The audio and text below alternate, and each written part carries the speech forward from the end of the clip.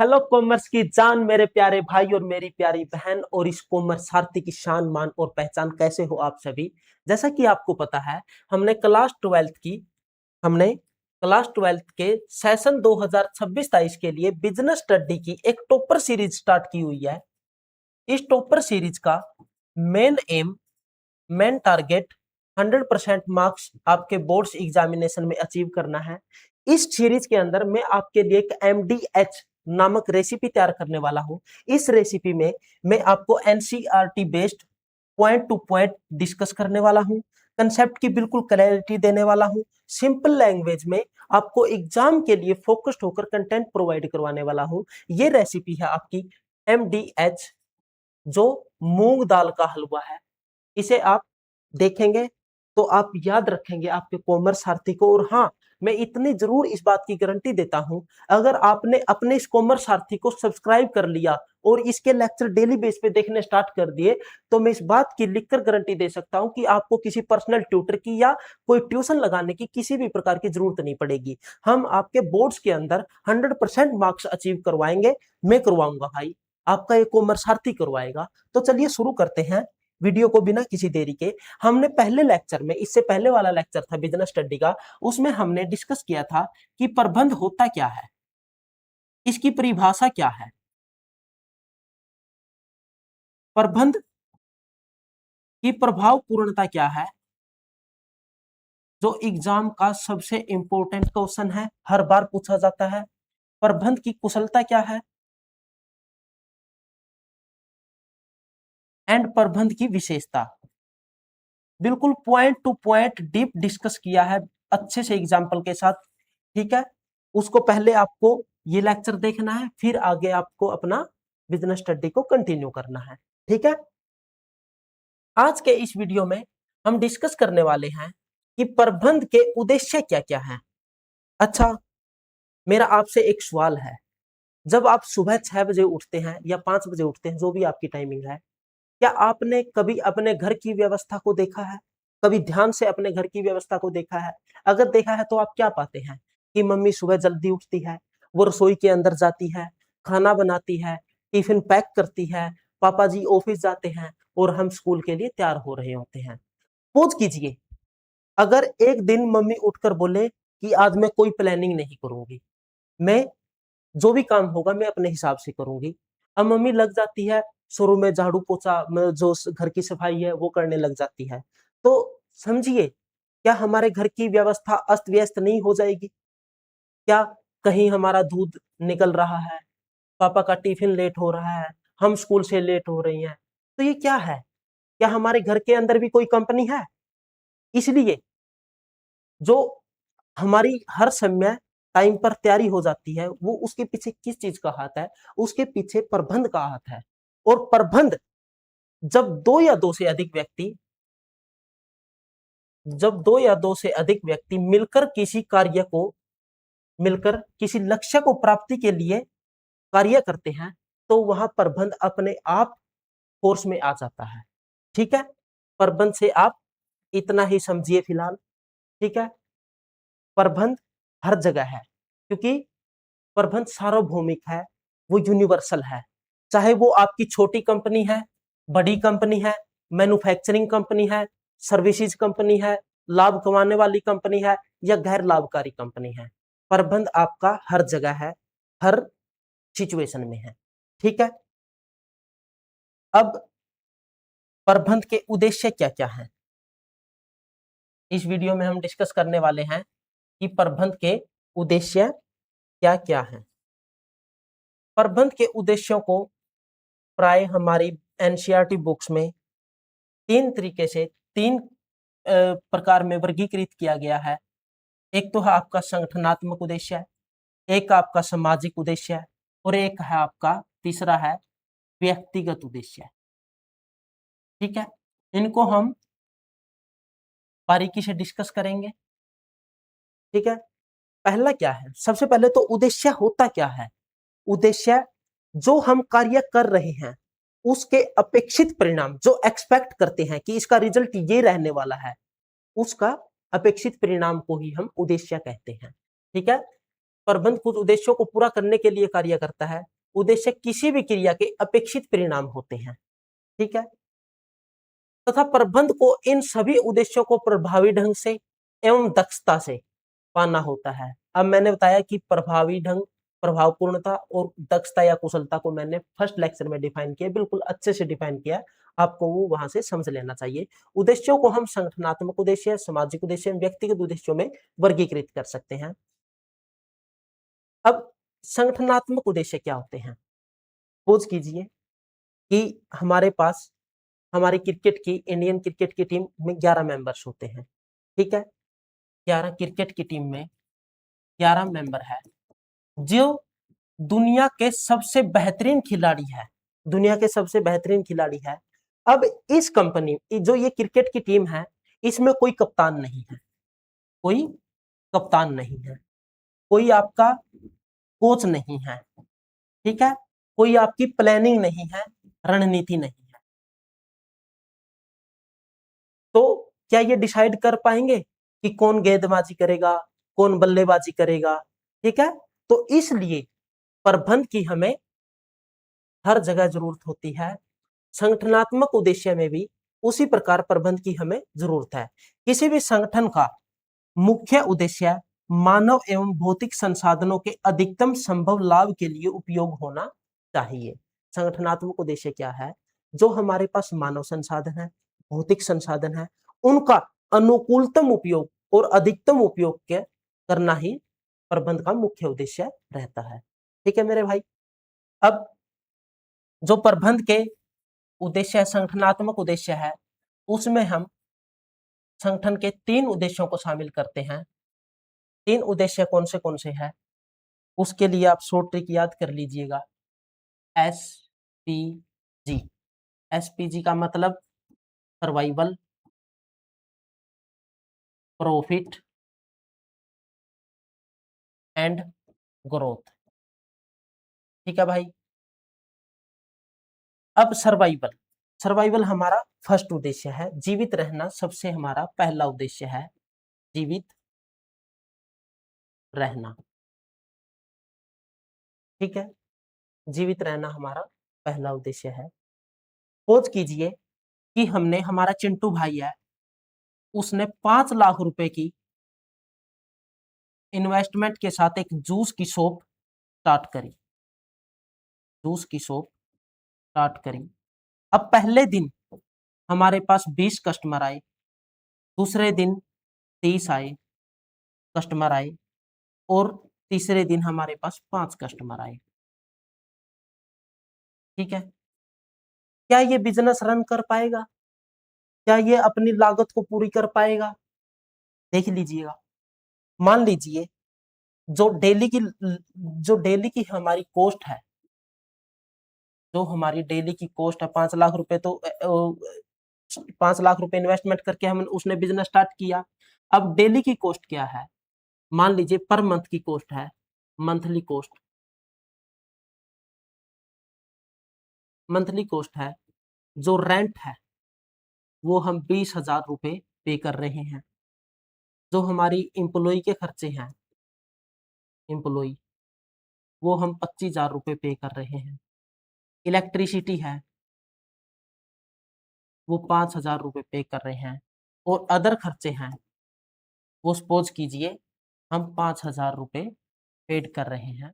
Total हुआ हमारी per month की कॉस्ट 55,000 रुपए, ठीक है। ये हमारी हुई मंथली कॉस्ट। अब हमारी मंथली सेल कितनी हुई? अब मंथली सेल हुई, सपोज कीजिए हमारी 30,000 रुपए। लॉस कितना हुआ? 25,000 रुपए हमें कॉस्ट अपनी जेब से भुगतान करनी पड़ी, वो उसे हमें वहन करनी पड़ी। ये हमारा हुआ लॉस पर मंथ का। क्या एक बिजनेसमैन हर महीने 25,000 रुपए का लॉस वहन कर पाएगा? क्या वो बिजनेस, अगर वो हर महीने लॉस वहन करने लग गया, तो वो बिजनेस कितने दिन तक रन कर पाएगा? वो कहते हैं ना कि ऐसे सोने का क्या करना, ऐसी बालियों का क्या करना जो हमारे कानों को ही काट दे। तो ऐसे बिजनेस का ही क्या करना जो हमें हर बार ही लॉस दे रहा हो। ठीक है। तो सबसे पहला मुख्य उद्देश्य बिजनेस का अपने आप को जीवित रखना होता है। जीवित रखना कैसे दोस्तों? एटलीस्ट कम से कम जो ये हमारा जीवित रहना जो उद्देश्य है, ये हमारा अल्पकालीन उद्देश्य है, अल्पकालीन, अल्पकाल के लिए। ठीक है। एटलीस्ट कम से कम समय में हमारी एटलीस्ट लागत तो पूरी हो, लागत तो पूरी हो, जो हमारी टर्नओवर हुई, टोटल सेल हुई, वो इज इक्वल टू तो हो कॉस्ट के। कम से कम हमारी लागत तो पूरी हो। जब एक बिजनेस जिंदा रह पाएगा तभी तो वो आगे बढ़ पाएगा। अगर वो जीवित ही नहीं रह पाया, अपने बिजनेस को चला ही नहीं पाया, बिजनेसमैन बियर ही नहीं कर पाया वो हर बार कॉस्ट जो उसका लॉस हुआ, तो वो कितने दिन तक मार्केट में टिका रहेगा? इसलिए सबसे पहला उद्देश्य हमारा जीवित रहना है। किसी भी व्यवसाय का आधारभूत उद्देश्य अपने अस्तित्व को बनाए रखना है। ठीक है। अपने अस्तित्व को बनाए रखने के लिए उसका मुख्य उद्देश्य है। इसलिए संगठन को पर्याप्त धन कमाना चाहिए जिससे कि लागतों को तो पूरा किया जा सके। ये हमारी एनसीईआरटी बोलती है। ठीक है। प्रबंध को यह सुनिश्चित करना होता है कि संगठन लाभ कमाए। ठीक है। लाभ कमाए, और लाभ व्यवसाय की लागत एवं जोखिमों को पूरा करने के लिए आवश्यक होता है। इसलिए इतना तो कम से कम लाभ कमाए कि वो लागत को पूरा कर सके, और हम जो जोखिम वहन कर रहे हैं एटलीस्ट उसको पूरा कर सके। ठीक है। अब हमारा दूसरा उद्देश्य है हमारा लाभ कमाना। लाभ कमाना या बढ़ोतरी करना, बढ़ोतरी, लाभ कमाना, जीवित रहना, लाभ। अब दूसरा उद्देश्य हमारा क्या है? संगठनात्मक उद्देश्य में, जैसे ये संगठनात्मक उद्देश्य थे, इसका एक था हमारा जीवित, एसपीजी। हमने इसके लिए शॉर्ट ट्रिक क्या बनाई थी? एसपीजी, जीवित रहना, लाभ कमाना, और तीसरा है हमारा बढ़ोतरी करना या ग्रोथ करना। ठीक है। हमने ये डिस्कस कर लिया कि ऐसा सोना किस काम का जो कानों को काट दे। हमें सबसे पहले तो अपना बिजनेस में एटलीस्ट जीवित रहना ही हमारा मुख्य उद्देश्य होता है। फिर उसके बाद आती है दूसरी स्टेज, जहां हम लाभ कमाने की सोचते हैं। लाभ कमाने की सोचते हैं। लाभ क्यों जरूरी है मेरे भाई? हमने बिजनेस स्टार्ट किया, ठीक है, हमें अपने जो शॉप परचेज की उसकी फर्नीचर वगैरह करना है, फर्निशिंग करनी है, ठीक है, मरम्मत वगैरह करनी है, एम्प्लॉय को अच्छी सैलरी देनी है, जो हमारा कंपटीटर है उसके लिए हमें, उसको compete करने के लिए हमें एडवर्टाइज वगैरह करनी है, या स्ट्रेटेजी बनानी है, मार्केटिंग करनी है। इन सभी खर्चों के लिए, एक्सपेंसेस के लिए हमारे पास क्या होना जरूरी है? लाभ। लाभ किसके बराबर होना चाहिए? जो हमारी लागत प्लस जोखिम को तो कम से कम वहन कर सके, जोखिम को तो कम से कम वहन कर सके। ठीक है। हमारा तीसरा उद्देश्य क्या है? संगठनात्मक उद्देश्य का तीसरा उद्देश्य है कि ग्रोथ करना। लाभ और ग्रोथ हमारा दीर्घकालीन उद्देश्य है। एक बिजनेस तभी लंबे समय तक चल पाएगा जब वो लाभ भी कमा रहा है और अपने आप को बढ़ोतरी भी कर रहा है। जैसे एक जूस शॉप से, मान लीजिए एक जूस शॉप थी हमारी पहले, फिर हमारी 2 हुई, फिर हमारी 3 हुई, फिर हमारी 4 हुई। ये समय के साथ विस्तार करना, अपने बिजनेस का विस्तार करना, उसको एक्सपेंड करना, ठीक है, उसकी शाखाओं को फैलाना ही बढ़ोतरी है। इस बढ़ोतरी के अंदर उद्योग में बने रहने के लिए प्रबंध को संगठन विकास की संभावना का पूरा लाभ उठाना चाहिए। ठीक है। इसमें क्या होगा? हमारी टर्नओवर को बढ़ाना, कर्मचारियों की संख्या में वृद्धि करना, या फिर उत्पादों की संख्या में वृद्धि करना, पूंजी की निवेश में वृद्धि करना, ये हमारी बढ़ोतरी के अंदर आते हैं, ग्रोथ के अंदर आते हैं। ठीक है। जैसे कि मैकडोनाल्ड ने, जो हमारी मैकडोनाल्ड कंपनी है, सपोज कीजिए अगर वो एक ही अपनी शॉप रखती अपनी होम कंट्री में, क्या वो आज इतना पैसा कमा पाती या इतनी ग्रोथ कर पाती? इसीलिए हमें चाहिए कि बिजनेस में पहले हम अपने अस्तित्व को बनाकर रखें, फिर लाभ कमाएं और समय के साथ साथ अपना दीर्घकालीन विकास करें, बढ़ोतरी करें। ठीक है। अब हमारा दूसरा उद्देश्य क्या है? वो है सामाजिक उद्देश्य। सामाजिक उद्देश्य, जो हमारी कंपनी है, जो हमारी फर्म है या हमारा बिजनेस है, ये इसमें कौन कौन होता है? एक तो मैन होते हैं, मैन जो एम्प्लॉई होते हैं हमारे एम्प्लॉई। दूसरी रॉ मटेरियल होता है, रॉ मटेरियल होता है। तीसरी मशीनरी होती है। चौथी कैपिटल होती है। ये हमारे पास कहाँ से आती है? ये हमें समाज देता है, ये हमें समाज देता है। समाज किसको देता है? बिजनेस को देता है। बिजनेस ने इस इंग्रेडिएंट्स को या रॉ मटेरियल्स को या इनपुट को, हम इन्हें बोलेंगे इनपुट्स को, इस पे प्रोसेस की, मैन्युफैक्चरिंग की, इसको आउटपुट में कन्वर्ट किया। आउटपुट किस में? गुड्स या सर्विसेज में। अब इन गुड्स एंड सर्विसेज को कौन कंज्यूम करेगा? ये भी हमारे समाज के लोग करेंगे। इसलिए जो हमारा बिजनेस है वो प्रॉपरली किस पर डिपेंड हुआ? बिजनेस हमारा प्रॉपरली डिपेंड हुआ समाज पर।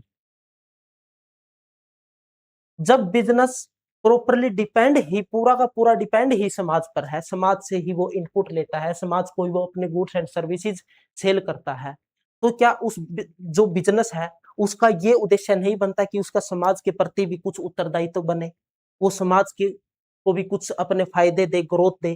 क्या उसका अकेला लाभ कमाना ही उसका उद्देश्य है? बिल्कुल नहीं। ठीक है। तो सपोज कीजिए कोई अमूल दूध की कंपनी है, अमूल कंपनी है हमारी दूध की, ये किसानों से क्या लेती है? दूध लेती है। ठीक है। उससे प्रोडक्ट बनाती है, लोगों को रोजगार देती है। ठीक है। शुद्ध क्वालिटी वाले प्रोडक्ट प्रोवाइड करवाती है। तो इस अमूल दूध ने कितने काम समाज के लिए भी किए? एक तो शुद्ध प्रोडक्ट प्रोवाइड करवाया, एक किसानों का दूध परचेज किया जिससे किसानों की इनकम इनकम में वृद्धि हुई, लोगों को रोजगार दिया। ठीक है। तो संगठन के, जो हमारा संगठन है उसके उद्देश्य सामाजिक उद्देश्य भी होते हैं। वो सामाजिक उद्देश्य क्या होते हैं? समाज के लिए लाभों की रचना करना है। ठीक है। संगठन चाहे व्यावसायिक हो, गैर व्यावसायिक हो, समाज के अंग होने के कारण उसे कुछ सामाजिक दायित्वों को पूरा करना होता है। ठीक है। तो समाज के दायित्व क्या क्या बन सकते हैं? समाज के प्रति हमारी फर्म के दायित्व क्या क्या बन सकते हैं? कैसे कैसे वो समाज को भी लाभ प्रदान कर सकती है? उसके कई उद्देश्य हैं, जैसे कि पर्यावरण को सुरक्षित रखकर, रोजगार प्रदान कर कर, जो जहां पर वो बिजनेस रन कर रहा है उसके समाज के लोगों को रोजगार प्रदान करके, या शुद्ध उत्पाद या सेवा उसे प्रदान करके वो अपने सामाजिक उद्देश्यों को, सामाजिक उत्तरदायित्वों को निर्वहन कर सकता है। ठीक है। नेक्स्ट है हमारा तीसरा उद्देश्य है, वो है कर्मचारीगण संबंधी उद्देश्य। कर्मचारीगण संबंधी उद्देश्य, प्रत्येक कर्मचारी, मान लीजिए हमारे बिजनेस में कर्मचारी है 3।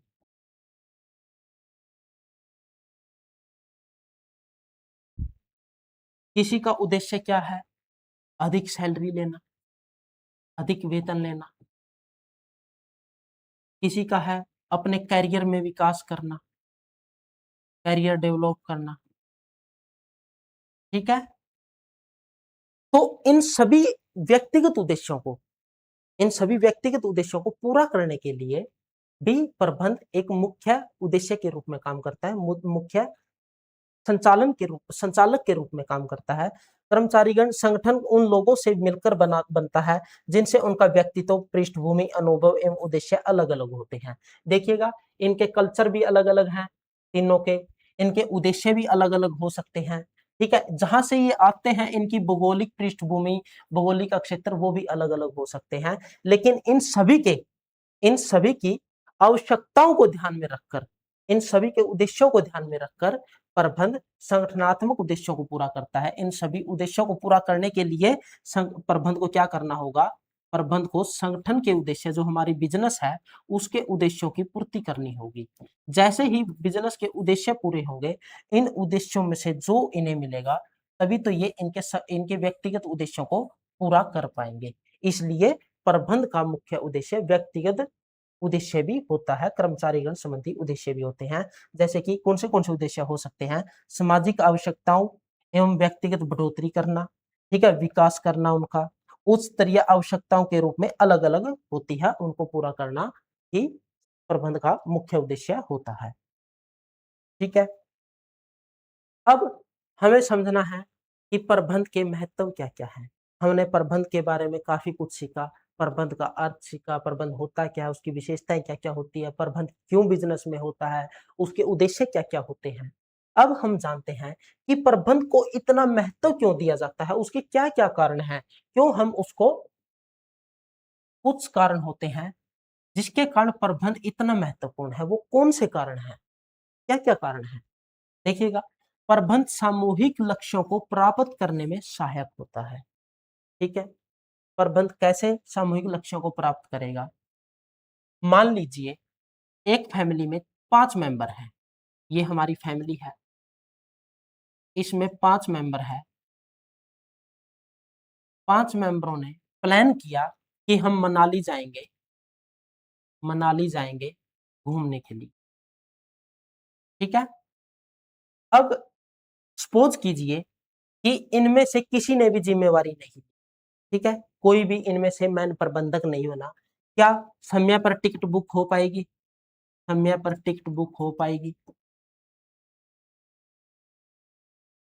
क्या समय पर होटल बुक हो पाएगा, क्या समय पर खाना डिसाइड हो पाएगा कि खाना क्या खाएंगे, कैसे खाएंगे, ठीक है, और क्या समय से घर से निकला जाएगा, घर से निकला जाएगा, नहीं। क्यों नहीं, क्योंकि किसी ने मैन प्रबंधक के रूप में यहाँ पर काम ही नहीं किया। अब पापा ने बोला कि ऐसा करो बंटी, बंटी को बोला कि बेटा बंटी तू जा टिकट बुक करवा अपनी रेल की। ठीक है, चिंटू को बोला कि बेटा तू अपना होटल बुक कर ले। अब पिंकी को बोला कि बेटा आपने ये डिसाइड करना है कि हमें खाना में क्या क्या खाना है, उनकी आपको मैनेजमेंट करनी है। मम्मी को बोल दिया कि आप अपना अपना सभी का सामान समेट लो, सामान जो जो साथ में लेकर जाना है उसको अच्छे से व्यवस्थित कर लो। अब इन चारों बंदों के उद्देश्य अलग अलग है। बंटी का टिकट रेल बुक करवाना, रेल की टिकट बुक करवाना, चिंटू का होटल बुक करना, पिंकी का खाना के लिए प्लानिंग करना, मम्मी का काम है कि सामान को अच्छे से व्यवस्थित करके समेट लेना, साथ में लेके तैयार करना। ठीक है, इनका उद्देश्य भले ही अलग अलग है, लेकिन अल्टीमेटली उद्देश्य कहा क्या है इनका, मनाली पहुंचना। ठीक है, मनाली पहुंचना। तो ठीक उसी प्रकार यहाँ पर जिस प्रकार यहाँ पर फैमिली के अलग अलग पर्सनों के अलग अलग उद्देश्य होने के बावजूद भी मनाली पहुंचना उनका सामूहिक उद्देश्य था, ठीक उसी प्रकार प्रबंध भी बिजनेस के अंदर प्रबंध का कार्य संगठन के कुल उद्देश्यों को प्राप्त करने के लिए व्यक्तिगत प्रयत्नों का समान दिशा देना होता है। ठीक है, समान दिशा कैसे देता है, हमारे पास हमारा उत्पादन मैनेजर है, उत्पादन प्रबंधक है, उसका काम है कि समय पर अच्छी क्वालिटी के साथ उत्पादन करे। हमारा विपणन प्रबंधक है जो मार्केटिंग मैनेजर है, उसका काम है कि वो अच्छे से मार्केटिंग करे, विज्ञापन करे। अब हमारा जो बिक्री प्रबंधक है, सेल प्रबंधक है कि टारगेट के अनुसार सेल करे। लेकिन देखिएगा यहाँ पर हर एक व्यक्ति का अलग अलग व्यक्तिगत उद्देश्य है, व्यक्तिगत आई मीन इनको अलग अलग उनके हिसाब से उद्देश्य दिया गया है, लेकिन इनका सामूहिक उद्देश्य क्या है? बिजनेस का ग्रोथ करना, बिजनेस का ग्रोथ करना। तो प्रबंधक जो प्रबंध होता है वो इन व्यक्तिगत उद्देश्यों को एक सूत्र में बांधता है, इनको एक दिशा देता है, इसके लिए संगठन के सामूहिक उद्देश्यों को पूरा करने के लिए। ठीक है, नेक्स्ट है दूसरा, इसका इतना महत्व क्यों दिया गया है? उसके कारण, उसका दूसरा महत्व का कारण है कि जो प्रबंध होता है वो अक्षमता में वृद्धि करता है। अक्षमता में वृद्धि कैसे करता है? अब हमने एक एग्जांपल लिया था कि मम्मी रसोई में जाती है, खाना बनाती है, टिफिन तैयार करती है।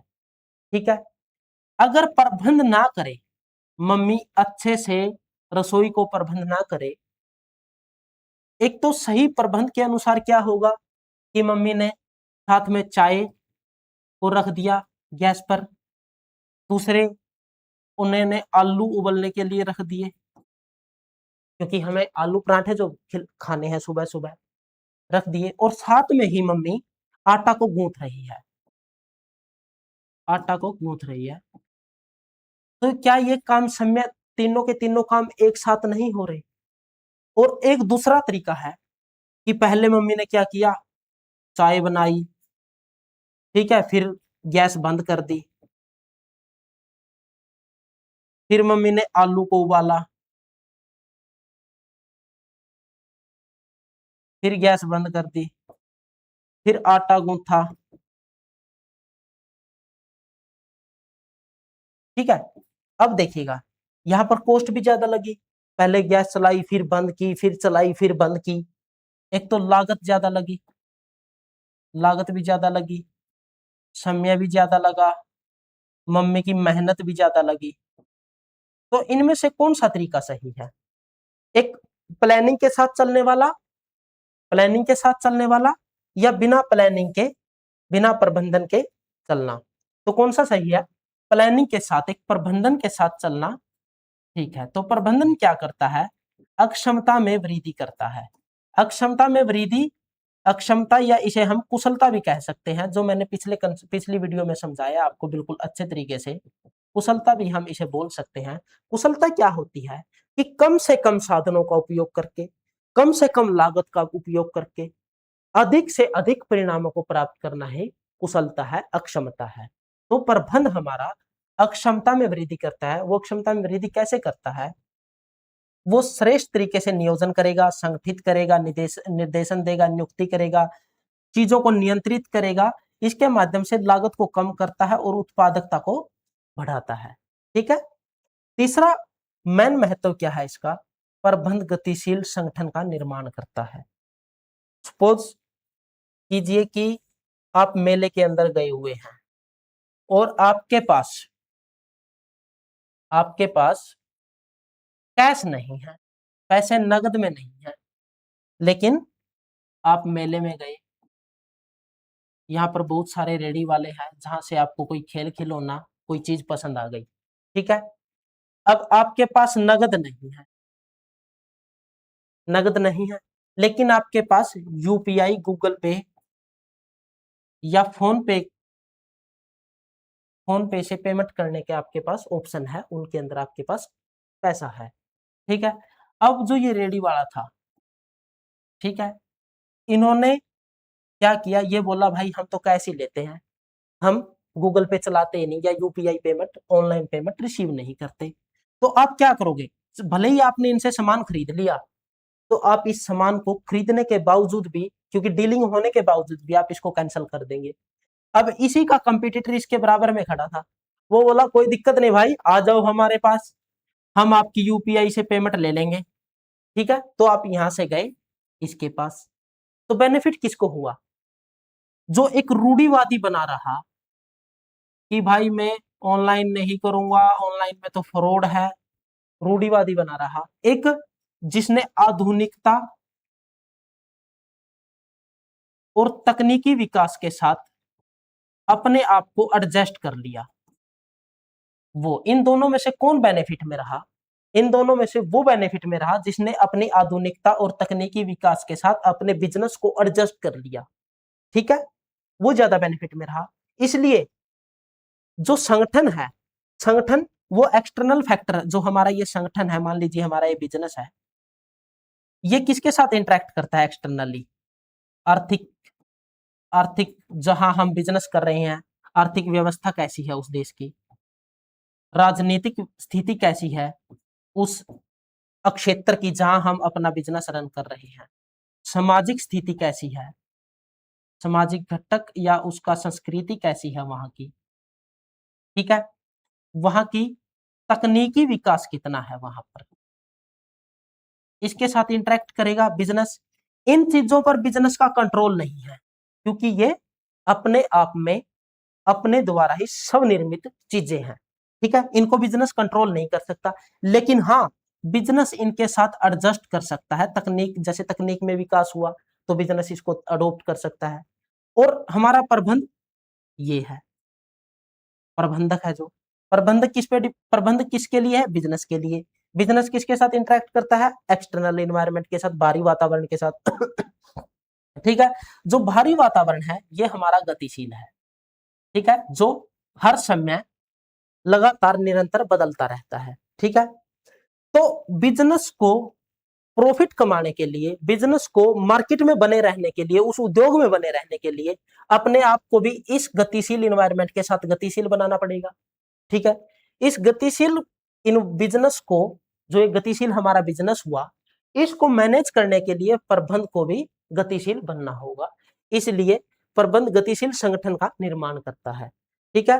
प्रबंध लोगों को इन परिवर्तनों को अपनाने में सहायक होता है। अब जो हमारा बिजनेस है, ठीक है, जो हमारा बिजनेस है इसके अंदर हमारे एम्प्लॉय थे, उन्होंने कहा, मान लीजिए तकनीक में विकास हुआ, तकनीक में विकास कैसे हुआ कि डिजिटल मार्केटिंग हमारे सामने आई। हम मार्केटिंग का एग्जांपल लेते हैं, जो हमारा मार्केटिंग डिपार्टमेंट था, मार्केटिंग डिपार्टमेंट था, उसके एम्प्लॉय, उसके एम्प्लॉय चाहते थे कि हम ऑफलाइन ही मार्केटिंग करेंगे, ठीक है, हम विज्ञापन करेंगे लेकिन वो ऑफलाइन करेंगे या डायरेक्ट सेलिंग करेंगे, व्यक्तिगत सेलिंग करेंगे, डायरेक्ट प्रत्यक्ष मिलकर, कंज्यूमर को मिलकर, ठीक है, कंज्यूमर टू कंज्यूमर। लेकिन हमारा बिजनेस की नीड क्या है कि वो आज के तकनीकी इस इन्वायरमेंट में डिजिटल मार्केटिंग को अडॉप्ट करे, ठीक है। अब हमारे एम्प्लॉय बोलेंगे, क्योंकि ये एम्प्लॉय जो हमारा ऑफलाइन मार्केटिंग का सिस्टम था उसमें एडजस्ट हो चुके हैं, उसमें इन्होंने आराम मिल चुका है, उन चीजों को ये समझने में कैपेबल है। लेकिन जो ये नई चीज है, नवाचार है, इनोवेशन है, इसको समझने में इनको कठिनाई आएगी, ठीक है। अब ये क्या बोलेंगे कि नहीं नहीं सर, हम तो नहीं अडॉप्ट करेंगे डिजिटल मार्केटिंग को, हमें तो नहीं आता ये इनोवेशन, ठीक है। कुछ हमारे एम्प्लॉय हो सकता है वो वृद्ध अवस्था में हो, मतलब एज्ड हो, ठीक है। तो अब जो ये एम्प्लॉय के बीच और हमारे बिजनेस की पॉलिसी के बीच जो विस्फोट हुआ, जो इनमें डिफरेंस आया, उसको मैनेज कौन करेगा? उसको हमारा प्रबंधक, जो प्रबंधन है, वो इसे एम्प्लॉय को इसके लिए राजी करेगा, इसके लिए मनाएगा, ठीक है। इसलिए परिवर्तनों को अपनाने में सहायता करता है प्रबंध, ठीक है। चौथा क्या है? चौथा हमारा महत्व है, प्रबंध व्यक्तिगत उद्देश्यों की प्राप्ति में सहायक होता है। प्रबंधक अपनी टीम को इस प्रकार से प्रोत्साहित करता है, उसका नेतृत्व करता है कि प्रत्येक सदस्य संगठन के कुल उद्देश्यों में योगदान देते हुए व्यक्तिगत उद्देश्यों को प्राप्त करता है, ठीक है। जो हमारा प्रबंधक है या प्रबंधन है, वो क्या करेगा? एम्प्लॉय को वो उसको प्रोत्साहित करेगा, मोटिवेट करेगा, प्रोत्साहित करेगा कि आप अपने लक्ष्य को, मार्केटिंग मैनेजर को बोलेगा कि आप अपनी मार्केटिंग अच्छे से कीजिए, सेल्स मैनेजर को बोलेगा कि आप सेल को इंक्रीज कीजिए, हम आपका प्रमोशन कर देंगे, ठीक है। उन्हें निर्देशित करेगा और उन्हें ट्रेनिंग वगैरह देकर उनका विकास करेगा और उन्हें नियंत्रित भी करेगा। अगर वो लक्ष्य से भटकते हुए नजर आए तो उनको कंट्रोल करेगा, दोबारा उन्हें लक्ष्य वाली पटरी पर लेकर आएगा। तो ये कार्य भी हमारा प्रबंध करता है, इसलिए प्रबंध की इतनी महत्वता है हमारे बिजनेस में। वो व्यक्तिगत उद्देश्यों की प्राप्ति में सहायता करता है। कैसे सहायता करता है? जैसे ही जो संगठन है हमारा, उसके उद्देश्य पूरे होंगे, तभी बिजनेस के जो व्यक्तिगत उद्देश्य है उनको बिजनेस पूरा कर पाएगा। ठीक है। पांचवा क्या है? प्रबंध समाज के विकास में सहायक होता है। संगठन बहुउद्देशीय होता है जो इसके विभिन्न घटकों के उद्देश्यों को पूरा करता है। इन सबको पूरा करने की प्रक्रिया में प्रबंध संगठन के विकास में सहायक होता है तथा इसके माध्यम से समाज के विकास में सहायक होता है। ठीक है। समाज का विकास कैसे करेगा प्रबंधन? जो प्रबंध है वो कैसे करेगा?